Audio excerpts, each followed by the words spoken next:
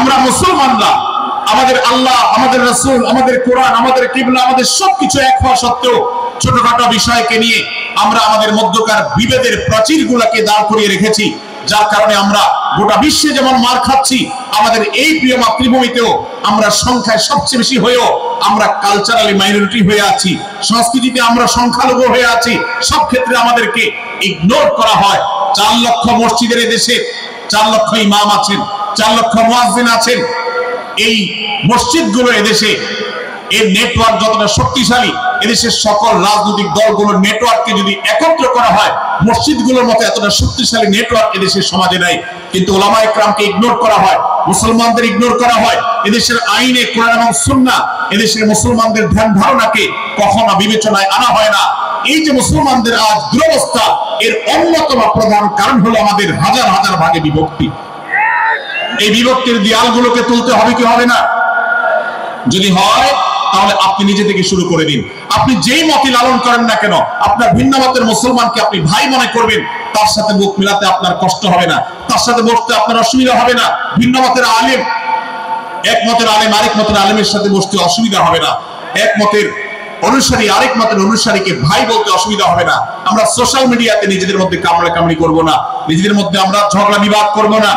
এবং যদি কেউ বিবাদে লিপ্ত হয়, সূরা হুজুরাতের 9 এবং 10 নম্বর আয়াতের শিক্ষা বলছে, মুসলমানদের মধ্যে দুটি দল যদি মারামারিতে লিপ্ত হয়, তুমি সেখানে গিয়ে খোঁচাখুচি করে মারামারি বাড়ানোর তো প্রশ্ন ওঠে না। বরং আল্লাহ বলছেন যে ফাসলিহু বাইনাহুমা, তাদের উভয়ের মধ্যে মীমাংসা করবার জন্য তুমি উদ্যোক্তা হও, তুমি উদ্যোগী হও। ভাইরা আমার, আমরা অনেকেই হয়তো জেনে থাকবো মিথ্যা এটা আল্লাহর জমিনের সবচেয়ে বড় জঘন্য অপরাধগুলোর মধ্যে থেকে একটি। একজন মুসলমান কোন অবস্থাতে মিথ্যা বলতে পারে না, কিন্তু কোন মুসলমান যদি অন্য মুসলমানের সাথে কখনো বিবাদ বিতণ্ডা লিপ্ত হয়ে যায়, দুজন মুসলমান বা দুটি বলয়, দুটি পক্ষ, দুটি গোষ্ঠী মুসলমানদের, তাদের মধ্যে যদি কোনো বিষয় যদি ভুল বুঝাবুঝি তৈরি হয়, ভিন্ন মত সৃষ্টি হয়, একে অন্যের সাথে শত্রু ভাবাপন্ন হয়ে যায়, তাহলে তাদের দুইজনের মধ্যে বা দুই পক্ষের মধ্যে মীমাংসা করবার জন্য কেউ যদি মিথ্যা কথাও বলে, অর্থাৎ আপনি এক পক্ষের কাছে গিয়ে বললেন, ভাই আপনি যাকে এত খারাপ মনে করছেন, যার ব্যাপারে আপনি এতটা রাগান্বিত হয়ে আছেন, আমি তো জানি তিনি আপনার ব্যাপারে অনেক সৎ চিন্তা রাখেন, আপনার ব্যাপারে অনেক ইতিবাচক ভাবনা রাখেন, আপনার ব্যাপারে অনেক সুধারণা পোষণ করেন। আপনি যদি একজন মুসলমানের কাছে গিয়ে, এক পক্ষের কাছে গিয়ে যদি এই কথাটা বলেন, বাস্তবে তিনি যদি এটা নাও বলেন, তারপরেও আপনি যদি এই মিথ্যা কথা বলেন, এই মিথ্যা এটা শুধু জায়েজ নয়, বরং এই মিথ্যাটা এর মাধ্যমে আপনি যে তাদের পরস্পরের সম্পর্ককে ভালো করার চেষ্টা করেছেন, এর মাধ্যমে আপনি আল্লাহর কাছে নেকি এবং সওয়াব পাবেন ইনশাআল্লাহ। ভাইরা আমার, তাহলে দুজন মুসলমান, দুটি পক্ষ, দুটি দল, দুটি বলয়, দুটি গোষ্ঠী যদি কখনো ভিন্ন মত তাদের মধ্যে তৈরি হয়, সেটা যদি মারামারিতে গিয়ে পৌঁছায়, সেটা যদি বিবাদ বিতণ্ডা পর্যন্ত গিয়ে পৌঁছায়, আমাদের কাজ হবে মধ্যে থেকে সেটাকে মীমাংসার মাধ্যমে দূরত্বকে কমানো। আমরা কখনো দূরত্ব বাড়াবো না, পারলে দূরত্ব কমাবো। ডক্টর খন্দকার আব্দুল্লাহ জাহাঙ্গীর রহমতুল্লাহ একটা কথা বলতেন, মুসলমানদের বাড়িতে যে আগুন লেগেছে, বিভেদের আগুন, মতবিরোধের আগুন, মত পার্থক্য, এটা মতবিরোধে যে পৌঁছে গেছে, এ আগুন তিনি বলতেন, আমি নিভাবার মতো শক্তি আমার নাই, এত পাওয়ার নাই যে বহুদা বিভক্ত মুসলমানদেরকে আমি ঐক্যবদ্ধ করে ফেলবো, এত শক্তি আমার হাতে নেই। কিন্তু একটা শক্তি আমার কাছে আছে ভাই, সেটা হলো যে বিবাদমান মুসলমানদের মধ্যে বিবাদ যেন আর না বাড়ে, বিবাদের যে আগুন লেগেছে সে আগুনে যেন আর ঘি ঢালা না হয়, কেরোসিন ঢালা না হয়, সেজন্য আমি ভূমিকা রাখতে পারি। আমি আপনাদেরকে বিনয়ের সাথে অনুরোধ করতে চাই, যত বিষয় নিয়ে আমাদের মুসলমানদের পরস্পরের মত পার্থক্য আছে, হতে পারে সেটা মাসআলা নিয়ে, হতে পারে সেটা রাজনৈতিক অবস্থানকে কেন্দ্র করে, হতে পারে অন্য কোনো বিষয়কে কেন্দ্র করে, আল্লাহর ওয়াস্তে আপনি বিভেদ মিটাতে পারেন আর না পারেন, বিভেদ যেন না বাড়ে সেজন্য আপনি অবস্থান গ্রহণ করবেন, বিভেদ বাড়ার ক্ষেত্রে কোনো ভূমিকা পালন করবেন না, এবং সব সময় উম্মার ঐক্য প্রয়াস চালাবেন, উম্মার ঐক্য চেষ্টা করবেন। আল্লাহর কাছে আপনি যে দোয়াগুলো করেন, এর মধ্যে একটা দোয়া যেন এটাও থাকে, হে আল্লাহ, আমরা বহুদা বিভক্ত হয়ে গেছি, আমরা টুকরা টুকরা হয়ে গেছি, যার কারণে তোমার ভাষ্য অনুযায়ী ফাতাফশালু ওয়া তাযহাবা রিহুকুম, আজ আমাদের শক্তি শেষ হয়ে গেছে, আমরা দুর্বল হয়ে গেছি। আজ বাংলাদেশের বাস্তবতা যদি আমরা বলি, যে দেশের 90-95 ভাগ মানুষ মুসলমান, সে দেশে আজ হাতে গোনা কিছু নাস্তিক, কিছু ইসলাম বিদ্বেষী, মুসলমান বিদ্বেষীরা তারা আমাদেরকে আজ উঠা বসা করায়, তারা আমাদের আইন নির্ধারণ করে, তারা আমাদের শাসক নির্ধারণ করে, তারা আমাদের সব বিষয়গুলোকে নির্ধারণ করে দেয়। আমাদের সন্তানরা পাঠ্যপুস্তকে কি পড়বে সেটাও ইসলাম বিদ্বেষীরাই ঠিক করে দেয়। ভাইরা আমার, এই অবস্থার যদি পরিবর্তন চায় তাহলে আমাদের মধ্যকার দূরত্বগুলো কমাতে হবে। এই জন্য আপনার দোয়ার মধ্যে আল্লাহর কাছে নিবেদন করুন, আল্লাহ আপনি আমাদের মধ্যকার বিভেদগুলো কমিয়ে দিন, আল্লাহ আমাদের ওলামাদেরকে ঐক্যবদ্ধ করে দিন, আল্লাহ আমাদেরকে ইত্তেহাদ মাল ইখতিলাফ, বৈচিত্র্যময় ঐক্য, মতভিন্ন থাকা সত্ত্বেও মৌলিক বিষয় ঐক্যবদ্ধ হওয়ার তৌফিক দান করুন। সীসাঢালা প্রাচীরের মতো আমাদেরকে কাঁধে কাঁধ মিলিয়ে আল্লাহ এবং তার রাসূল সাল্লাল্লাহু আলাইহি ওয়াসাল্লামের আদেশ নিষেধকে ব্যক্তি, সমাজ, পরিবার, রাষ্ট্রে সর্বত্র বাস্তবায়নের জন্য কাজ করার তৌফিক দান করুন। আমরা আমাদের দোয়ার মধ্যে মুসলমানদের ঐক্যের জন্য দোয়া করব তো ইনশাআল্লাহ। আল্লাহ তাআলা আমাদেরকে সেই তৌফিক দান করুন। ভাইরা আমার, তাহলে সূরা হুজুরাতের তৃতীয় শিক্ষা বলছিলাম 9 থেকে 10 নম্বর আয়াতে আল্লাহ রাব্বুল আলামিন মুসলমানদের মধ্যে যদি কখনো বিবাদ, বিতণ্ডা, মারামারি, হানাহানি সৃষ্টি হয় তাহলে সেটিকে মীমাংসা করবার কথা বলেছেন। অতএব যদি কোনো স্বামী স্ত্রীর মধ্যেও কখনো মনোমালিন্য তৈরি হয়, আপনার যদি সেখানে ভূমিকা রাখবার সুযোগ থাকে, আপনি চেষ্টা করবেন উভয়ের মধ্যে দূরত্বটা কমাবার জন্য। আমরা অনেকে আজকাল নামাজ কালাম পড়ি, রোজা রাখি, দাড়ি রাখি, অনেক ভালো ভালো কথা বলি, অথচ দুজনের মধ্যে গন্ডগোল লাগলে আমরা সেখানে এক পক্ষ হয়ে আরেক পক্ষকে আমরা খেপিয়ে তুলি। পারলে অনেকে চগলখড়ি করেন, প্রত্যেক পক্ষের কাছে গিয়ে অপর পক্ষের ব্যাপারে মিথ্যা কথা বলে তাদের মধ্যে ভেজালকে আরো বাড়িয়ে দেন। এই জন্য নবী সাল্লাল্লাহু আলাইহি ওয়াসাল্লামের ঐতিহাসিক হাদিস রয়েছে, লা ইয়াদখুলুল জান্নাতা নাম্মাম, যে ব্যক্তি চগলখড়ি করে, দুজনের মধ্যকার গন্ডগোল ফাসাদ বৃদ্ধিতে যে ব্যক্তি ভূমিকা রাখে, ভেজাল লাগায়, এই চগলখোর কখনো জান্নাতে যাবে না। আমাদের অনেকেরই এই দুঃস্বভাব আছে, এই খারাপ চরিত্র আছে। সূরা হুজুরাত এই জন্য আমাদের আজকের যে সমাজ বাস্তবতা আছে, আমাদের যে ব্যাধি আছে ব্যক্তিগত পর্যায়ে, আমাদের পরিবারের, সমাজের সর্বত্র যে ব্যাধিগুলো ছেয়ে গেছে, সূরা হুজুরাতের প্রতিটি আয়াত যেন সেই ব্যাধির সবচেয়ে বড় মহৌষধ, সেজন্য সবচেয়ে বড় প্রতিষেধক, সেজন্য সবচেয়ে বড় সমাধান।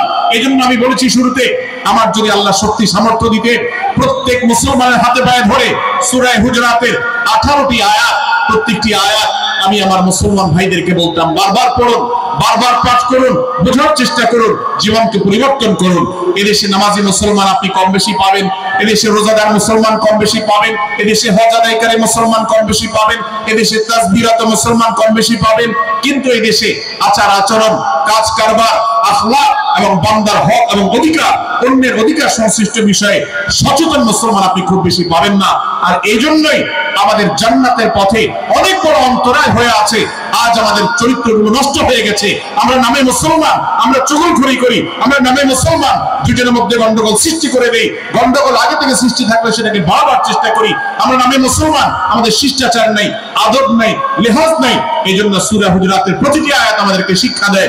আল্লাহ তাআলা আমাদের সকলকে এই শিক্ষাগুলো আজকের এই মাহফিল থেকে আমাদের বুকের ভেতরে পরম যত্ন সহকারে নিয়ে যাওয়া এবং আমাদের জীবনকে পরিবর্তন করার তৌফিক দান করুন। ভাইরা আমার, তৃতীয় এই শিক্ষাটি শেষ করে আমি বলতে চাচ্ছি, চতুর্থ আয়াতে আল্লাহ রাব্বুল আলামিন আমাদেরকে বলেছেন, আমরা যেন কেউ কাউকে নিয়ে বিদ্রূপ না করি, ব্যঙ্গ না করি, কেউ কাউকে যেন বাজে নামে না ডাকি, কেউ যেন কাউকে খোঁচাখুচি না করি, কেউ যেন কারোর নাম বিকৃত করে তাকে না ডাকি।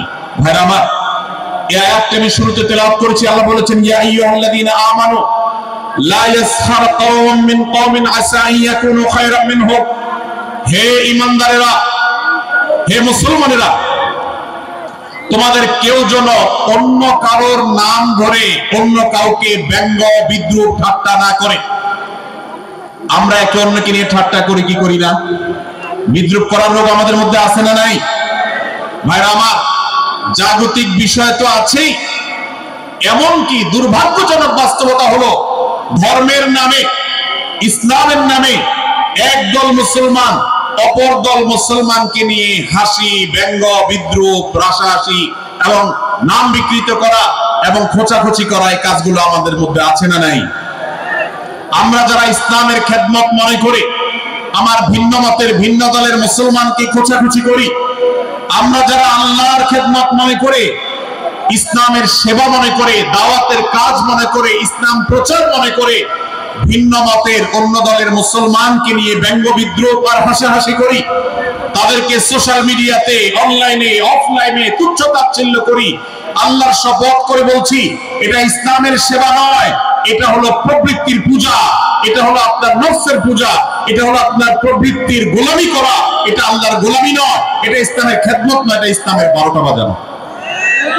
ভাইরা আমার, কোন অবস্থাতে একজন মুসলমান অন্য মুসলমানকে নিয়ে ব্যঙ্গ বিদ্রোহ করতে পারে না।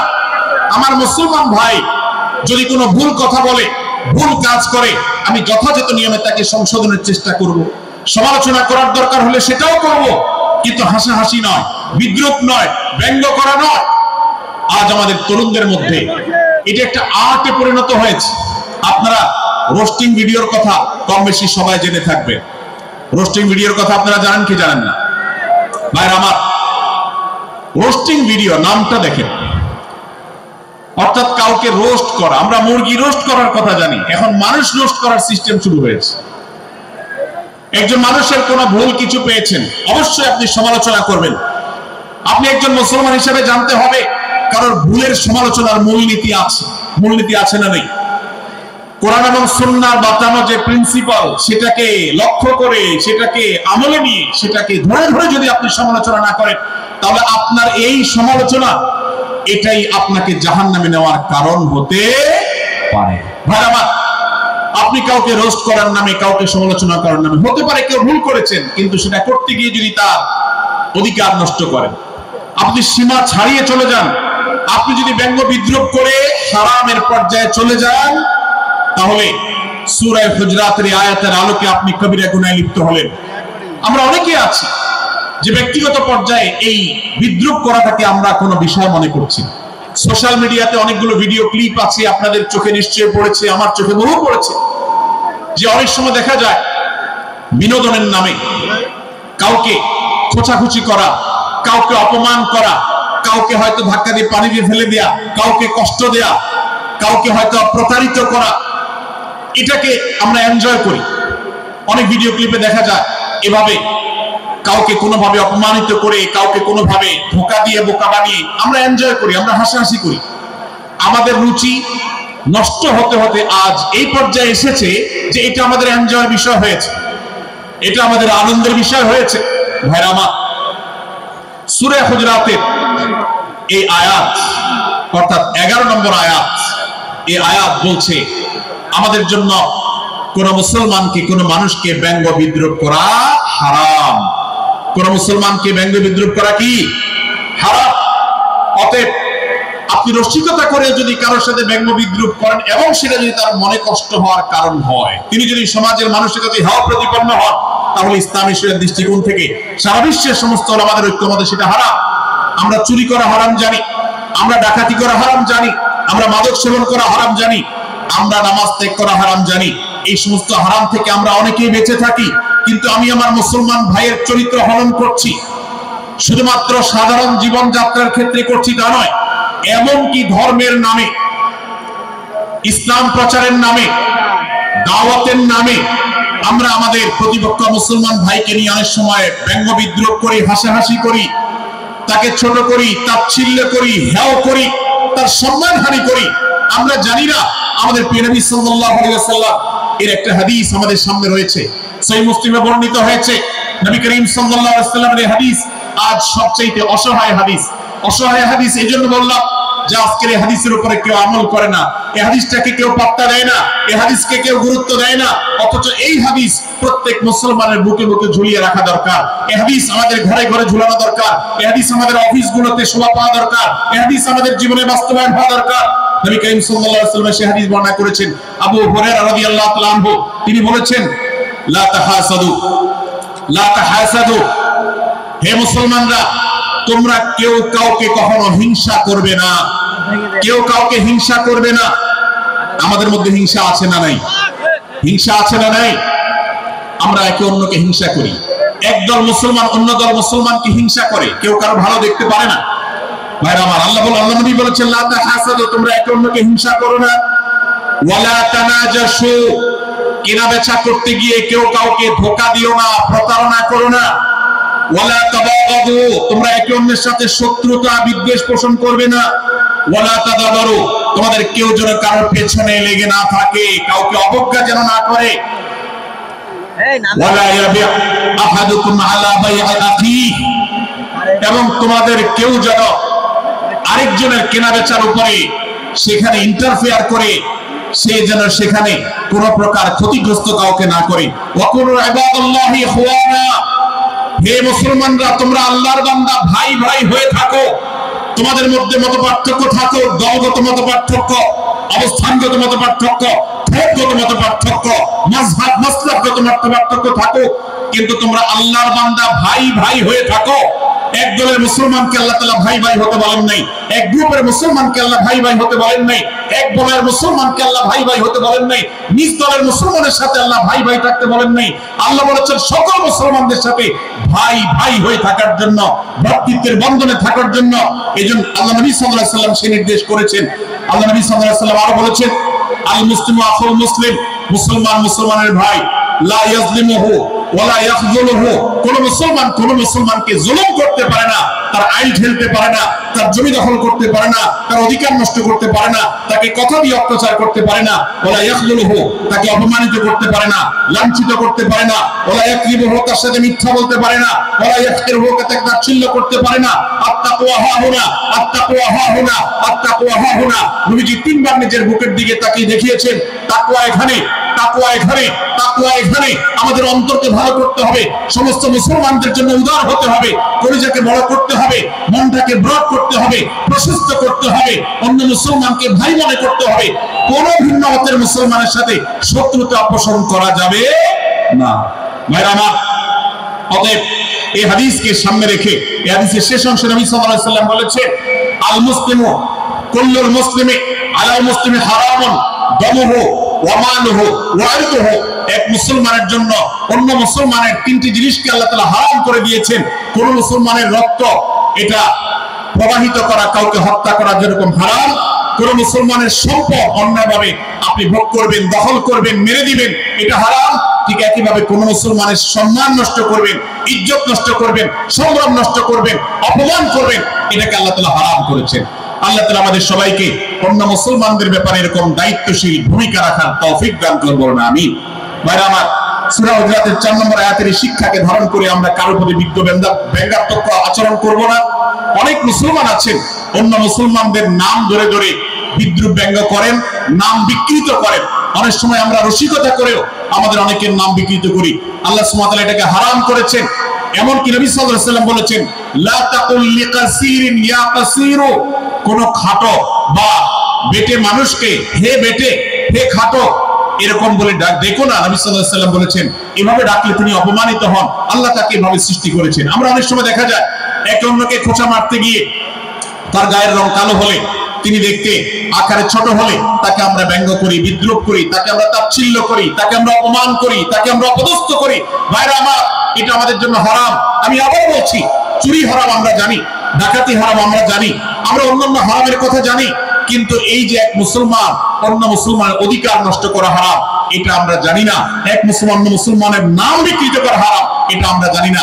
এই ব্যাপারে আমরা দেখেছি যে আমরা যারা ইসলামের দাওয়াতের কথা বলি, কোরআন হাদিসের কথা বলি, তারাও দেখা যায় সোশ্যাল মিডিয়াতে, ফেসবুকে একদল মুসলমান অন্য দলের মুসলমানদেরকে নানা বাজে উক্তি দিয়ে ডাকাডাকি করে, বিকৃত নামে ডাকে, বিকৃত উপাধি দেয়, খারাপ কথা বলে, অমুকের দালাল তমুকের দালাল ইত্যাদি ধারণা করে কথা বলে। এই কাজগুলো হারাম, এগুলো আমরা কখনো করব না। 5 নম্বর যে শিক্ষা আছে সূরা হুজুরাতে, সেটা হলো 12 নম্বর আয়াতে আল্লাহ রাব্বুল আলামিন এখানে কুধারণা করাকে হারাম করেছেন, মন্দ ধারণা করতে আল্লাহ তাআলা নিষেধ করেছেন, এবং গীবত করতে, পেছনে লাগতে নিষেধ করেছেন।